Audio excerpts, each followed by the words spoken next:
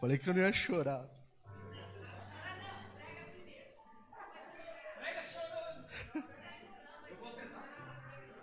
Ô, Jeová. Eu sou muito emotivo, né? Já falei aqui que uma pessoa que chora assistindo Transformers não é normal, né? Mas... E aí eu falei, não vou chorar, hoje eu não vou chorar, eu aposto, vem me...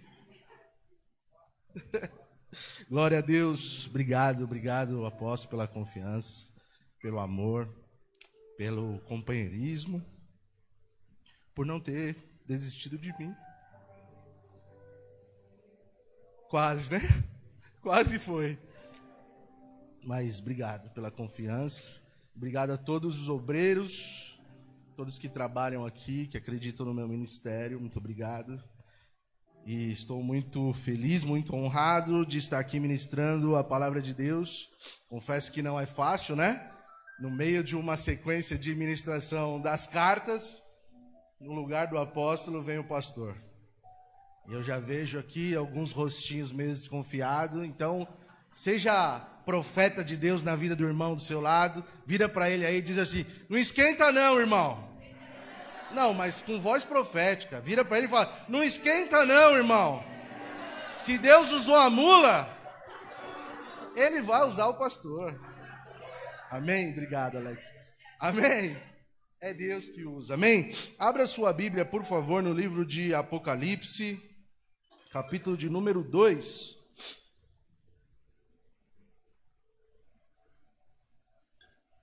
Dura missão falar sobre Apocalipse, um livro com tanto simbolismo, com tanto significado.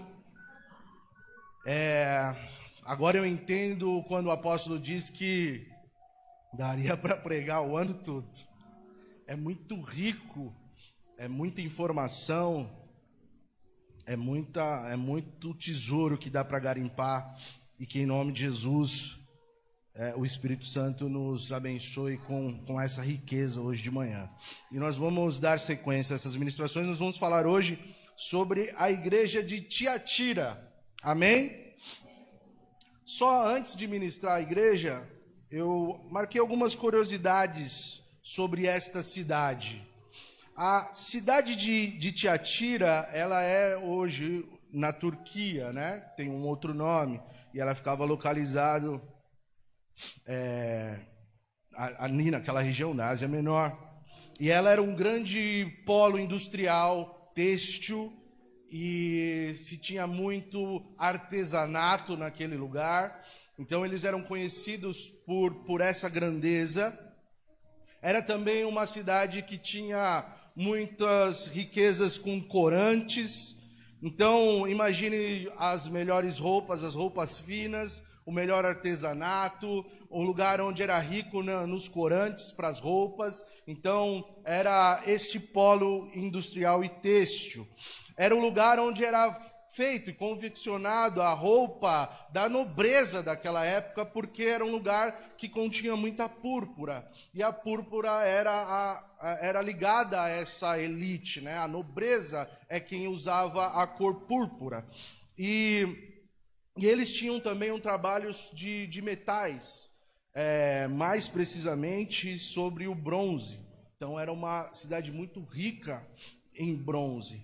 Tiatira também, ela possuía, por ser esse polo industrial, o que a gente pode hoje entende como sindicatos. Existiam algumas guildas, algumas agremiações naqueles lugares. Então, existia um grupo responsável por cada setor. O setor têxtil era um grupo, os artesãos eram outros, o pessoal que utilizava do bronze era outro. Então, existiam várias agremiações, vários grupos que eram responsáveis por aquele comércio. O que não é diferente de hoje. Hoje a gente conhece como sindicato.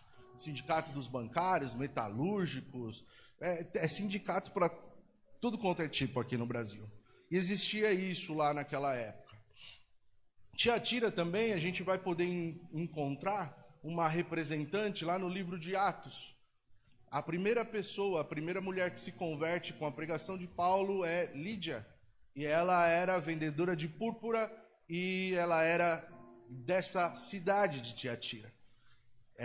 Então, era uma cidade muito importante, era uma cidade riquíssima, era uma cidade poderosa, era uma cidade que tinha uma igreja.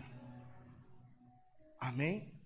Existia uma igreja naquele lugar. E aí vamos ver o que Cristo manda para esta igreja. No capítulo 2 de Apocalipse, versículo de número 18, o Senhor Jesus ele vai se apresentar àquela igreja dizendo: ao anjo da igreja de Tiatira escreve: isto diz o Filho de Deus. Só essa parte a gente poderia falar aqui um mês. Quem é o Filho, tudo mais. Mas diz ainda uma outra característica daquele que está escrevendo a carta. Diz assim, que tem os olhos como chama de fogo. E que tem os pés semelhante ao bronze polido, ou, em algumas traduções, o latão reluzente.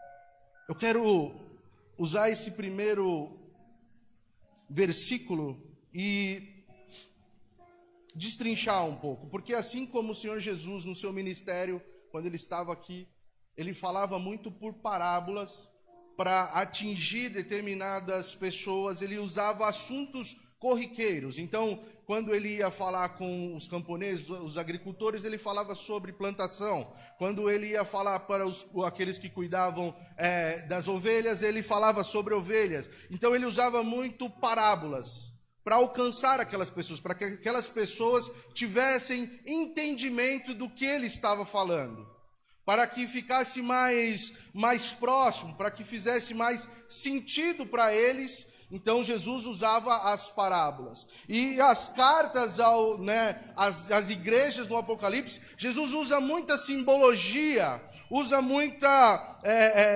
símbolos, que às vezes para a gente é meio esquisito, mas para as igrejas que recebiam a carta, eles entendiam muito bem o que Jesus estava escrevendo. Jesus ele se apresenta como o Filho de Deus. Eu sou, quem está descrevendo é o Filho. E o Filho, ele tem autoridade com o Pai. E não somente com o Pai, mas ele também tem autoridade com a sua igreja. A Bíblia vai dizer que o Senhor Jesus diz, quando os discípulos perguntam, mostra-nos o Pai. E aí ele diz, há tanto tempo eu estou com vocês, olha para mim e vocês verão o Pai. Nós somos um, nós somos o mesmo. E quando Jesus está se apresentando como Filho, ele está dizendo, eu tenho toda a autoridade para falar o que estou falando. Não somente isso, ele diz assim, e eu como Filho, eu tenho os olhos como chama de fogo. Imagina a cena?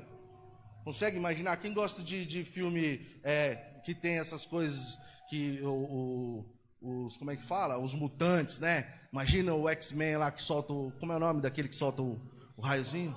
Ciclope,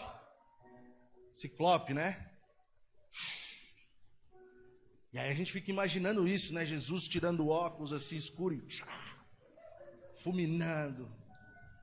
Mas quando ele diz que ele tem um olho como de fogo, ele está dizendo, eu sou aquele que consegue enxergar além do que as pessoas enxergam. Eu sou aquele que esquadrinha o coração e esquadrinha os pensamentos. Eu sou aquele que conhece intimamente. Eu sou aquele que está conseguindo enxergar a motivação que está no seu coração.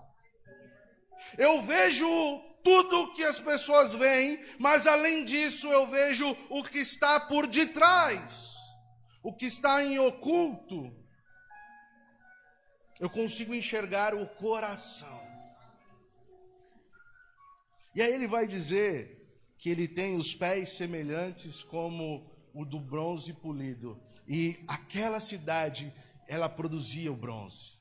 E o bronze naquela época, o bronze polido, ele era utilizado como espelho. E eu achei lindo o vídeo do Adson Bello, quando ele diz que Por que o pé era o latão reluzente? Por que o pé era o bronze polido? Porque a posição mais alta que todo ser humano deve desejar é estar aos pés de Jesus. E quando você se dobra aos pés de Jesus, você consegue se enxergar. O reflexo, você consegue se ver. Quem é que gosta de se olhar no espelho?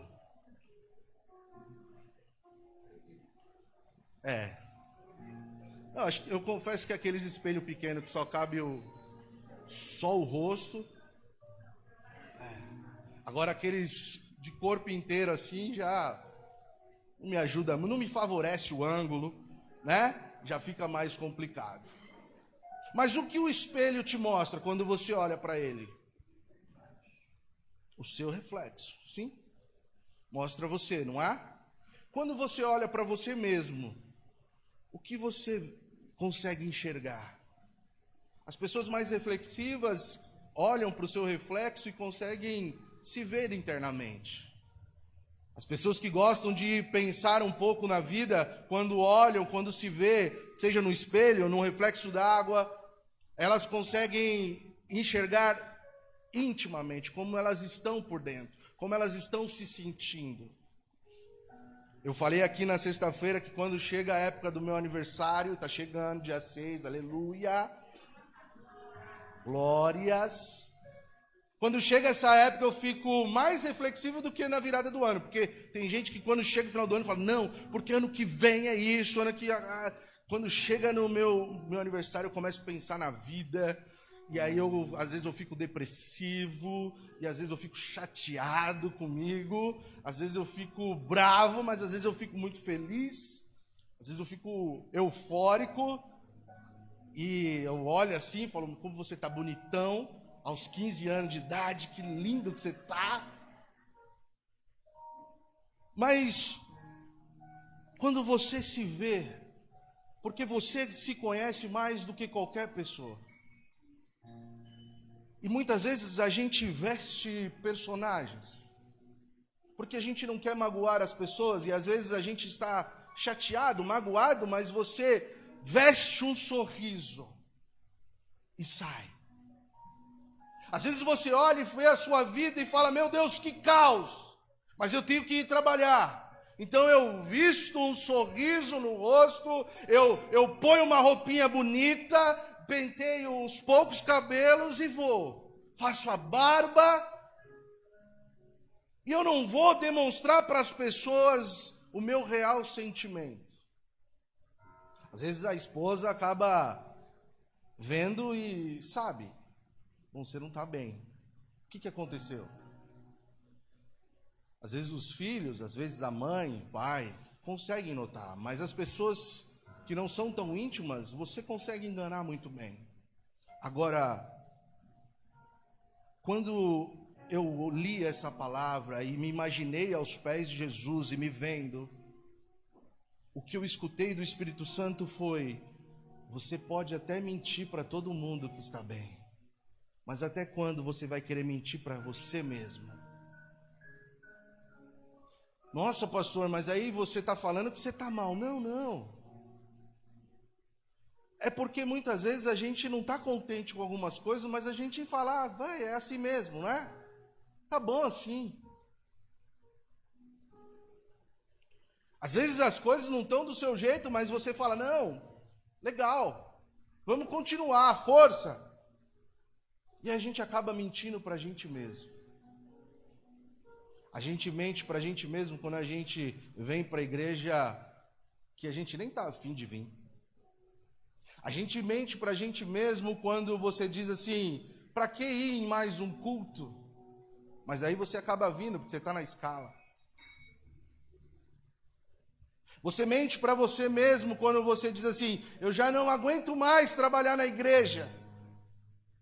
Mas eu tenho um compromisso com pessoas, eu tenho um compromisso com a instituição igreja. Você mente para você mesmo quando você não está exercendo o seu ministério e você está frustrado, mas você diz assim, não, mas está tudo bem. E o que o Espírito Santo me motiva a falar hoje para mim e para vocês é, até quando? Até quando você vai se enganar? Você vem culto após culto, recebe uma palavra que mostra o seu caráter, mostra o que está dentro, mas você não faz questão de mudar. Os pés de Jesus te mostram quem você é. Os pés de Jesus têm o poder de revelar quem você é. E sabe o mais interessante? É que ele não tem problema nenhum em você ser você mesmo. Pastor, mas eu sou um pé de porco. Eu sou um cara que não quero compromisso com nada. Não tem problema. Ele não tem problema com isso. Ele não tem problema com você ser uma pessoa procrastinadora, que empurra tudo com a barriga. Ele não tem problema com o seu desânimo. Ele não tem problema com o seu cansaço. Ele não tem problema com o seu pecado. Ele não tem problema com nada disso. Ele tem problema quando você consegue enxergar isso em você e não está nem aí para mudar. Isso, ele tem problema. Porque ele, como filho, o unigênito do Pai, é aquele que teve poder e condições de morrer por você e por mim, para te perdoar dos seus pecados, para gerar em você uma nova vida, para te dar ânimo, para te renovar as esperanças. E ele, como filho, diz para você: vem. E aí você se enxerga nos pés de Jesus, mas não quer mudança. É isso que o Espírito Santo está falando para você. Até quando? Mas aí ele continua escrevendo, ele diz assim: eu conheço as tuas obras e o teu amor. Ou seja, eu consigo ver o seu serviço. E não somente isso, eu vejo que vocês têm amor pelo que vocês fazem. E o teu serviço, e a tua fé, e a tua paciência, e que as tuas últimas obras, elas são maiores do que as primeiras. Ou seja, eu vi que vocês são pacientes, que vocês permanecem com fé, eu vi que vocês trabalham, que vocês têm serviço, e não somente isso, que o seu trabalho está prosperando, que vocês estão crescendo, que vocês começaram pequeno, mas agora vocês estão crescendo, está aumentando o volume de trabalho, está aumentando a carga de trabalho e de serviço, e parabéns por isso. Por quê? Porque vocês amam, porque vocês têm paciência e porque vocês permaneceram fiéis com fé. Vocês estão multiplicando, vocês estão aumentando. E aí eu consigo ver o apóstolo Paulo dizendo assim: combati o bom combate. Combati o bom combate, ou seja, trabalhei, cumpri o meu chamado, o meu propósito. E não somente isso, eu guardei a fé. Ou seja, me permaneci fiel ao que eu acredito. E Jesus está elogiando esta igreja. Ele está dizendo: vocês são trabalhadores. Vocês são pacientes. E glória a Deus por isso. E vocês amam. Quem trabalha na igreja aqui, levanta a mão. Quem faz qualquer coisa na igreja. Você presta um serviço à sua comunidade, amém? Você está prestando serviço a Deus, amém? Sim ou não? Sim, glória a Deus. Gente tem culto nos domingos, às terças e às sextas, amém? Glória a Deus. Levanta a mão quem vem em todos os cultos na igreja. Amém. Glória a Deus. Você trabalha nesses cultos? Sim ou não? Você presta serviço nesses cultos? Sim ou não? Sim, glória a Deus. Se mantém em paciência com os líderes? Tem paciência com seus irmãos? Tem que ter, né? Suportar-vos uns aos outros. Você tem amor por este lugar, tem amor pela igreja, tem amor a Deus, tem amor pelas pessoas que aqui estão, que são membros desse lugar. Vocês todos estão de parabéns. Muito, muito, muito, muito. Parabéns. Louvado seja Deus pela vida de vocês. E aí podia terminar aqui. Dupla honra e glória a Deus, vamos para casa. Toma ceia e fecha. Mas ele continua escrevendo, o Senhor Jesus é terrível. Versículo 20 diz assim: mas, entretanto, porém, todavia, vocês estão show de bola, trabalhando, tendo fé, amor, paciência, mas eu tenho contra ti que toleraste que Jezabel, mulher que se diz profetiza, engane os meus servos, para que se prostituam e comam dos sacrifícios da idolatria. E aqui há muita discussão, existem alguns pontos de vista sobre esse versículo. Alguns teólogos acreditam que era realmente a figura de uma mulher ali, profetiza, e que ela sim fazia o engano. Outros olham e dizem assim, não, esse aí era o espírito de uma mulher, que era Jezabel, que a gente conhece a história, mulher de Acabe. Então, existem dois caminhos de pensamento aqui, que era realmente uma mulher ou que era um espírito que estava ali atuando, que era um dominador, como quem gosta, as pessoas que gostam de batalha espiritual sabem, né? As potestades, dominadores daquela região, ela agia como Jezabel. E eu não sei o que você acredita, e talvez eu poderia focar em um e dizer, esse aqui está certo, esse aqui está errado, mas eu acredito que o Espírito Santo nos quer conduzir em outro pensamento. Porque pouco importa se era a figura de uma mulher mesmo, ou se era apenas um espírito.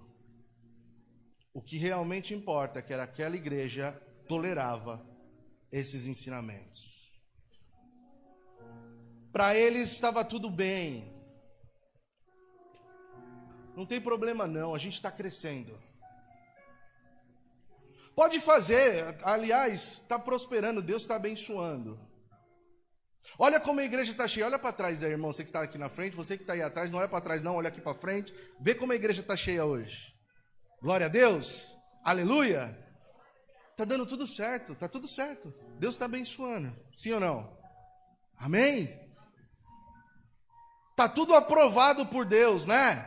Aliás, está cheio de gente. Então Deus não aprova os cultos que estão vazios, as igrejas que estão vazias? Será que é a quantidade de serviço de pessoas que estão na igreja que dizem que Deus está aprovando ou não? Será que é o sucesso de uma pessoa, o crescimento de uma pessoa que diz se ela tem a presença de Deus ou não e que Deus está na vida dela? Será que são os números que dizem o quanto nós temos de Deus em nossas vidas? Será que é este o norte para descobrirmos se somos de Deus ou se não somos de Deus? Como eu disse, naquela cidade existiam as agremiações. E cada sindicato, cada agremiação adorava a um deus pagão. E os cristãos daquele lugar, se eles estavam trabalhando com artesanato, eles tinham que se filiar a esse sindicato. E aquele sindicato que eles se filiavam, adoravam outros deuses. E se eles não se filiavam, eles tinham um fracasso comercial certo. Eles não eram aceitos. Então, participar de um sindicato, dessa agremiação, dependia o sustento da família, dependia o sucesso profissional, financeiro daquele cristão. E talvez, aquele que começava a vender muito, falava assim, não, tá vendo? Não tinha problema me afiliar, não tem problema eles adorarem outros deuses. Deus está me prosperando. Tem um ditado que diz que uma mentira que dá certo jamais vai deixar de ser mentira. E uma verdade que dá errado jamais vai deixar de ser verdade. E talvez nós vamos falar sobre igreja, falamos de ministério, mas olha para você como pessoa. O que na sua vida pode ser desaprovado? Tem um outro filósofo que ele diz que aquilo que você não pode contar como conseguiu, não faça. Se eu não tenho como justificar a Bíblia que eu carrego, não carrego. Se eu não tenho como explicar como essa água chegou na minha mão, nem pegue a água. Se eu não tenho como explicar o dinheiro que está na minha conta, não pegue o dinheiro. Se eu não tenho como dizer como eu consegui esse dinheiro, não pegue, não faça. Por quê? Porque se eu não posso contar, já é o primeiro passo para dizer, está errado. Mas as coisas dando certo aos nossos olhos maqueiam esse sentimento. Porque ninguém que dá um trago num cigarro morre no primeiro trago. Mas quantos aqui sabem que cigarro mata? Ninguém que dá um primeiro trago numa pedra de crack morre no primeiro. Mas quantos aqui sabem que o crack mata? O álcool, as drogas, enfim. Mas por você ter tomado e não ter morrido na hora, te dá a falsa sensação de que aquilo não vai te matar. Coca-Cola gelada, aleluia. Suando. É logo 3 litros, né, Simone?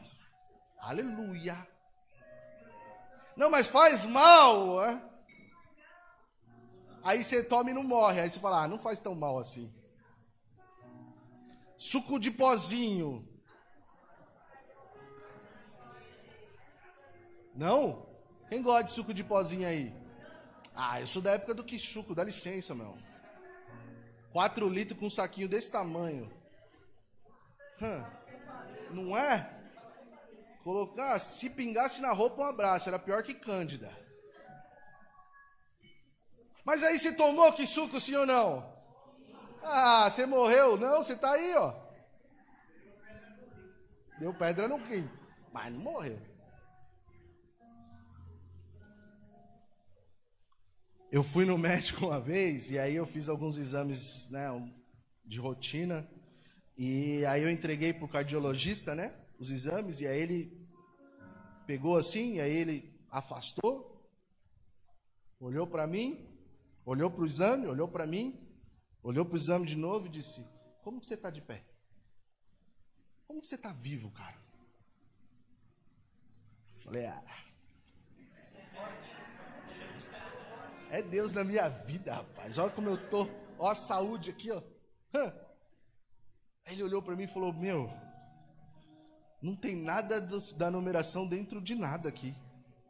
Eu não sei os números, tá? Eu não entendo muito disso, mas imagine que, vamos supor, o triglicérides pode estar, sei lá, 80 e o meu estava tipo 200. O não sei o que podia ser 50, o meu estava 100. Ele falou, é um milagre você estar vivo. E aí eu falei, não, doutor, eu me alimento bem. Ó como eu me alimento bem. Direitinho. Como, ó. Só que a gente aprende de pequeno, né? A mãe acha que quando o filho tá gordinho é que tá com saúde. Magrinho tá meio esquisito. Mas ele me disse aquilo e eu confesso que eu fiquei impactado. E aí eu fiz um regime, acho que de pelo menos mais ou menos isso, 2 dias. De tanta preocupação que eu fiquei de estar morto. Mas eu falo assim brincando, mas o médico ele me fez um alerta. E o que eu fiz com o alerta que ele me fez? Respeitei durante 2 dias. E é interessante que culto após culto, reunião após reunião, o Espírito Santo diz para você: você vai morrer, você está morrendo, você está se afastando, você está indo pelo buraco, você vai dar errado, você vai acabar com a sua vida. E o que a gente faz? Respeita até chegar em casa. Falar que nem o Adson, agora ninguém fala comigo. Por quê? Porque a gente tem um falso sentimento de que como não aconteceu na hora, tá tudo certo. E eu me lembro de uma passagem onde um casal vende sua propriedade e vai levar aos pés dos apóstolos, só que eles retêm metade do recurso. E aí eles apresentam diante dos apóstolos, e diz a palavra que Pedro olha e diz assim: por que deixou Satanás? Por que você mentiu para o Espírito Santo? E por que você fez isso? Você vai morrer. O que aconteceu com o cara? Morreu, sim ou não? Talvez se acontecesse isso nos dias de hoje, a gente começava a acreditar mais no que Deus está falando. Sabe por quê? Porque quantas vezes você ouviu que Jesus está voltando? Quanto tempo faz que você ouve que Jesus está voltando? Só que porque ele não voltou naquela hora, você passa a deixar de acreditar que está próximo. E aí eu fiquei intrigado num versículo que eu li, quando Jesus diz assim: arrependei-vos porque o reino de Deus está próximo. E eu ouvi uma explicação, porque eu sempre achei que o próximo que Jesus estava falando assim, vai chegar. Está para chegar o reino. Mas na verdade ele está dizendo assim: está acessível. Está acessível. O reino de Deus está próximo. Ele já é realidade. Ele está aqui. E Jesus, o Filho, te deu acesso a esse reino. E ele está dizendo: legal que vocês estão fazendo, legal que vocês estão amando, legal. Só que vocês já estão suportando algumas coisas que não são de mim. E diz a palavra que essa mulher Jezabel, ela era esposa de Acabe, ela se prostituía, ela levou o povo de Israel a se prostituir espiritualmente, ela implantou culto pagão. Só que os israelitas, beleza, ela é a rainha. Os profetas se esconderam. Mas Deus levanta um homem que tem ousadia de enfrentar todos os profetas de Baal. Mas mesmo esse profeta ousado, quando recebe uma palavra, ele se enche de temor. Se esconde numa caverna.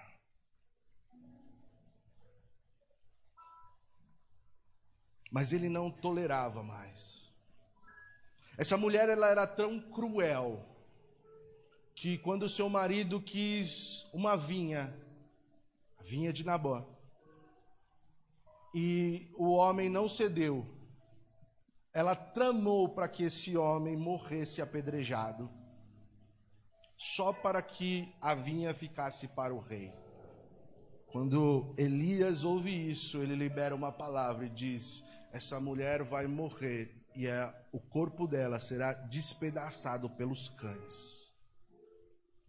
E o final dessa mulher é justamente isso: ela cai da janela e os cães comem. Eu ouvi um pastor falando que quando foram sepultar, porque ela era filha de um rei, só conseguiram encontrar a cabeça, as duas mãos e os dois pés. Todo o corpo dilacerado pelos cães. E olha só o que a Bíblia diz aqui em Apocalipse. Eu dei tempo para que se arrependesse de sua prostituição, mas não se arrependeu.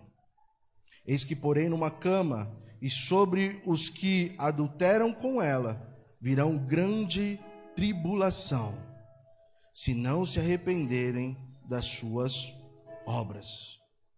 E ferirei de morte os seus filhos, e todas as igrejas saberão que eu sou aquele que sonda mentes e os corações, e darei a cada um de vós segundo as vossas obras. E quando ele fala de obras, serviço, e aqui ele fala segundo as suas obras, a gente tende a entender que o meu trabalho, ele está falando que ele vai dar segundo aquilo que eu faço, aquilo que eu estou empregando. Então, ele vai me dar a recompensa segundo aquilo que eu estou exercendo, seja na igreja ou em algum lugar. Mas quando ele diz que vai dar segundo as suas obras, ele está dizendo, eu vou dar segundo o seu coração, porque ele diz, eu sou aquele que esquadrinha mentes e corações, ou seja, ele vai dar segundo as nossas motivações. Então não adianta, deixa eu ser menos incisivo, deixa eu falar mais baixo, não adianta vir à igreja, não adianta trabalhar, não adianta pregar, não adianta cantar, tocar na igreja. Não adianta ficar com a mãozinha assim não, viu, irmã Maria? Intercedendo, isso aí não adianta não. Não adianta vir no culto de Santa Ceia, não adianta vir nos cultos da igreja, não adianta. Pastor, que isso? Você está dizendo para não vir mais na igreja, para não fazer mais nada? Não. Para você examinar o seu coração, o que te motiva a estar na igreja, o que te traz aqui nessa manhã. Por que você está aqui? Por que você está cultuando a Deus? Por que você saiu da sua casa e se dispôs a vir até aqui? Por que você vem nos cultos? Por que você exerce o seu ministério? O porquê você levanta a mão? Por que você abaixa a mão?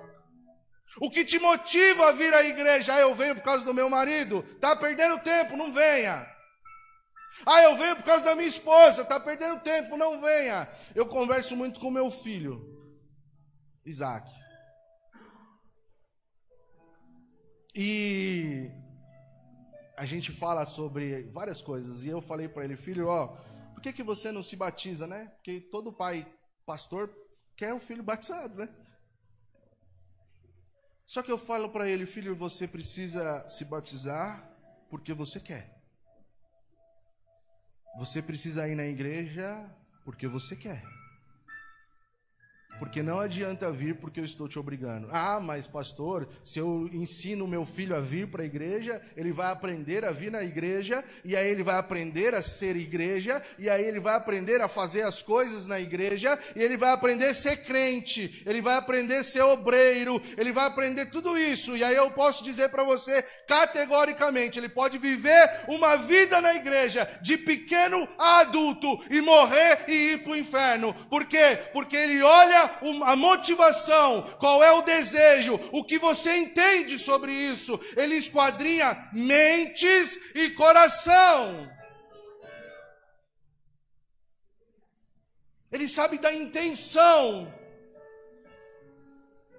E isso é muito forte. Por quê? Porque às vezes eu me pego e me pergunto, será que eu vou ser um daqueles que vou dizer assim, Senhor, Senhor, em teu nome expulsei demônio, em teu nome preguei o evangelho, em teu nome eu fiz isso, em seu nome eu preguei no aniversário da igreja, no culto de Santa Ceia, eu falei do teu nome, eu falei aquilo que o Senhor colocou no meu coração, e o Senhor Jesus pode virar para mim e dizer, aparta-te de mim, porque eu não te conheço.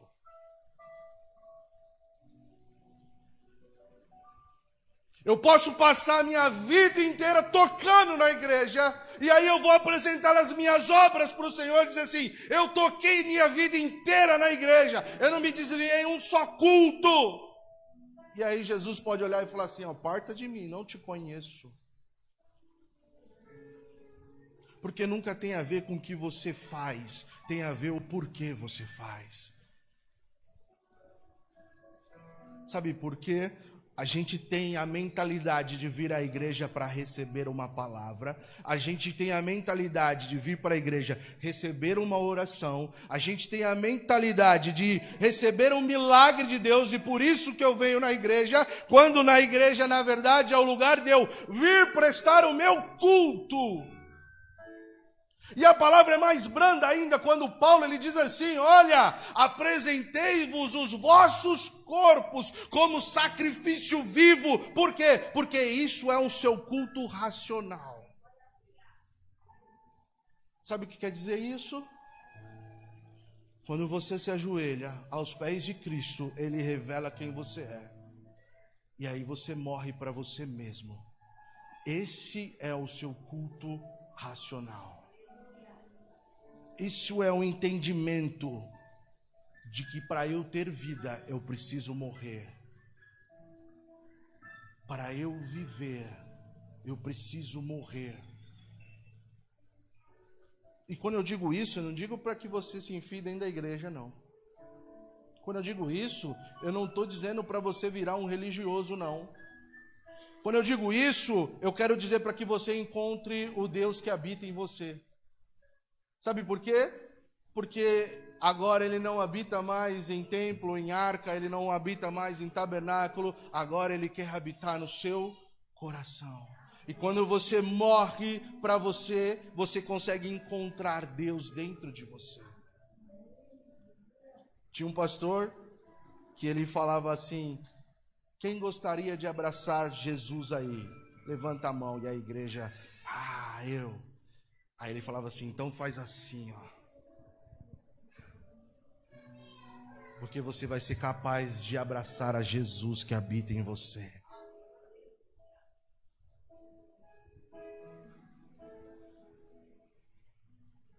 E aí ele continua: mas eu vos digo a vós e aos restantes que estão em Tiatira, a todos quanto não têm esta doutrina e não conheceram, como dizem, as profundezas de Satanás, que outra carga não os porei.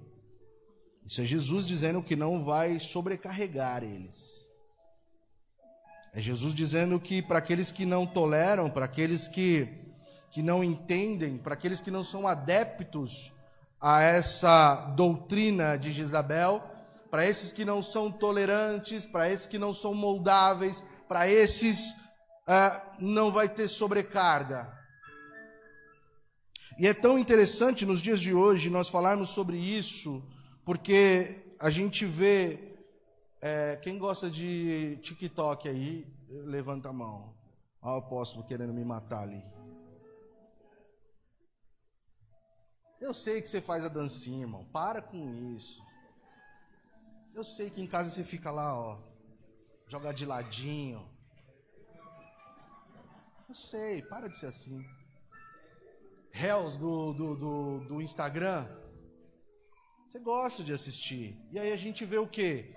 Os famosos que se dizem cristãos, no olho do furacão, de um lado e para o outro, e aí eles são jogados aos tubarões, e aí eles fazem o quê? Eles começam a se moldar. Eles vão dar entrevista para um apresentador que é homossexual. O que eles dizem? Não, mas isso não, a Bíblia não é tão radical assim. Aí eles vão dar entrevistas para um pastor. Aí eles dizem, não, a Bíblia diz que é isso mesmo. Aí eles vão dar entrevista para uma outra pessoa. Eles dizem, não, olha, eu me livrei da religiosidade, porque é uma pressão, é uma opressão muito grande. Se moldando, igual o chuchu, sabe? Eu falo que chuchu é o quarto estado da água, né? A água é líquida, gasosa e sólida, né? O gelo. E aí tem o chuchu. O chuchu não tem gosto de nada. O que você tacar no chuchu, ele pega o gosto. É o crente chuchu dos dias de hoje. No trabalho, ele é uma coisa. Com o pessoal do futebol, ele é outra coisa. Ele é descoladão. Conta piada. Descolado. Na igreja, aleluia. se molda ao ambiente, tolera essas coisas. Eu não estou falando aqui para sermos radicais e saindo declarando a justiça segundo a Bíblia e querendo que as pessoas sejam como a gente quer que elas sejam. Por quê? Porque pior do que as pessoas não aceitarem Jesus pelo que você fala, é as pessoas não gostarem de Jesus pelo aquilo que você fala.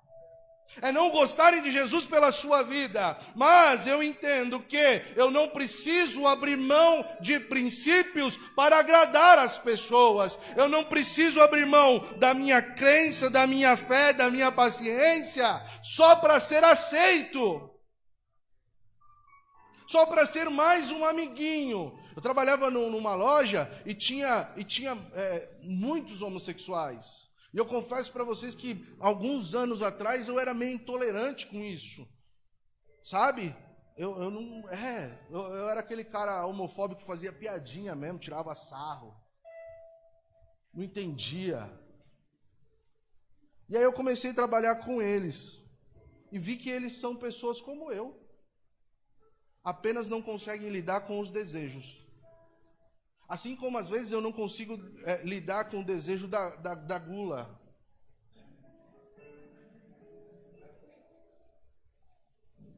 Mais um pedacinho de pizza não vai fazer mal. Mais uma barrinha de chocolate. Não é? Mas eu estou falando de que os meus desejos são menores que os deles? Não, desejo é desejo. E eles não conseguem controlar isso, eles não conseguem entender que cabe a nós controlarmos os desejos. Porque quem aqui já teve desejo de matar alguém? Levanta a mão. Quem aqui já teve desejo de vender a filha? Glória a Deus, aleluia. Fala! Não é? A gente tem desejo, mas quem já matou? Não levanta a mão, não precisa levantar a mão, não, quem já matou. A gente tem desejo, quem é nervoso no trânsito? Tomou a fechada, já labareda de fogo aqui, ó, aleluia! Não é? E aí você sente o quê? Diz, eu quero estrangular esse daí. Só que aí você faz o quê? Você controla o seu desejo, mas tem gente que não consegue controlar esse desejo. E é esse o problema. O problema é a motivação que está no nosso coração. Nós temos o desejo de fazer coisas erradas. Cabe a nós controlarmos esses desejos. Cabe a nós sujeitar esses desejos. E o salmista ele diz assim: por que te abates, ó minha alma? Por que te exultas dentro de mim? Se põe no seu lugar, que agora quem manda sou eu. Eu domino isso aqui. Não são os meus desejos que vão me dominar, não é o meu sentimento que vai me dominar, não é aquilo que eu quero fazer que vai me dominar. Eu vou decidir o que eu vou ser. Eita, Jeová, tem ceia ainda, né? Ainda bem que a gente vai emendar com a vigília das mulheres. Mas diz assim, que ele não vai sobrecarregar esses que não se submetem, não toleram. E aí ele fala assim: ao vencedor, que guardar até o fim as minhas obras, eu lhe darei poder sobre as nações. E com vara de ferro as regerá, e serão quebradas como vasos de oleiro, como também recebi de meu Pai, dar-te-ei a estrela da manhã. Quem tem ouvidos, ouça o que o Espírito diz às igrejas. Se você se manter fiel, se você subjugar os seus desejos, se você conseguir controlar, se você não for tolerante com o mundo, se você se moldar com o mundo, com os príncipes desse século, você tem recompensa do Senhor. E qual é a recompensa? Aquilo que só o Filho pode te dar. E é aquilo que nós vamos celebrar nesta manhã: a sua redenção, a sua salvação, a estrela da manhã que brilha, mais forte do que o sol. Ele te guia. Por quê? Porque ele tem poder. Ele não tem apenas poder de fazer milagres, ele não tem apenas poder de mudar a sua história, ele tem poder poder para te salvar e perdoar os teus pecados. Ele vai perdoar os teus pecados. Ele vai perdoar os teus pecados. Aleluia.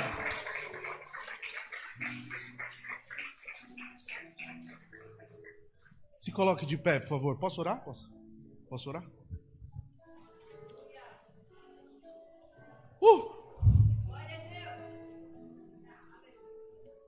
Aleluia. Santo Deus de Israel, Ele tem poder, e não somente poder, Ele quer te salvar. Ele quer que você tenha vida e vida em abundância. Sabe por que eu falo para o meu filho que ele tem que fazer as escolhas dele, que ele precisa decidir? Porque eu quero me relacionar com meu filho, eu não quero que ele seja um robô. Eu quero poder olhar no rosto dele, no olho dele e dizer assim: você fez isso, colhe as consequências. Você fez isso, colhe as consequências. Mas eu sou seu pai, eu vou estar sempre do seu lado. Agora, se ele for segundo a minha vontade, quando eu for me relacionar com ele, ele já vai ter as respostas prontas para me agradar. Ele vai dizer aquilo que eu quero ouvir. Ele vai querer satisfazer o meu coração, porque ele vai ser segundo aquilo que eu quero. E assim também é Deus. Ele não quer que você seja um crente chato, bitolado. Ele quer que você seja filho. E Ele tem poder para isso. Amém? Coloque a mão no seu coração. Feche seus olhos. Senhor, nós ouvimos a Tua palavra. E eu sei que ela tem poder. Ela é viva e ela é eficaz. E eu sei que o Senhor é fiel e zela por ela. Por isso eu te peço nessa manhã, Espírito Santo, nos ajuda a controlar os nossos impulsos, os nossos desejos. Nos dá condições para nos mantermos firmes segundo aquilo que acreditamos. Nos dá a convicção, Pai amado, da nossa fé. Nos ajuda nas nossas falhas, nos nossos tropeços. Se conosco, nos fortalecendo, Pai. E nessa manhã, eu creio que se faz mais importante do que qualquer coisa, do que qualquer milagre, do que qualquer porta, do que qualquer cura, do que qualquer libertação. É necessário ouvir: perdoados estão os vossos pecados. Por isso clamamos pela Tua graça, pelo Teu favor, pela Tua misericórdia. E tomamos posse do sacrifício do Filho, que nos limpa e nos purifica, que tem poder para nos lavar, que tem poder para nos sarar, que tem poder para nos transformar. Pai, que o Senhor encontre essa igreja lavada e remida hoje. Porque vamos assentar à Tua mesa, vamos participar da Tua ceia, vamos renovar a nossa aliança, vamos declarar uns aos outros que pertencemos ao mesmo corpo, e vamos declarar ao mundo que temos uma viva e eterna aliança, uma aliança de salvação. Por isso nos ajuda e fala aos nossos corações: perdoados estão os vossos pecados. Em nome de Jesus.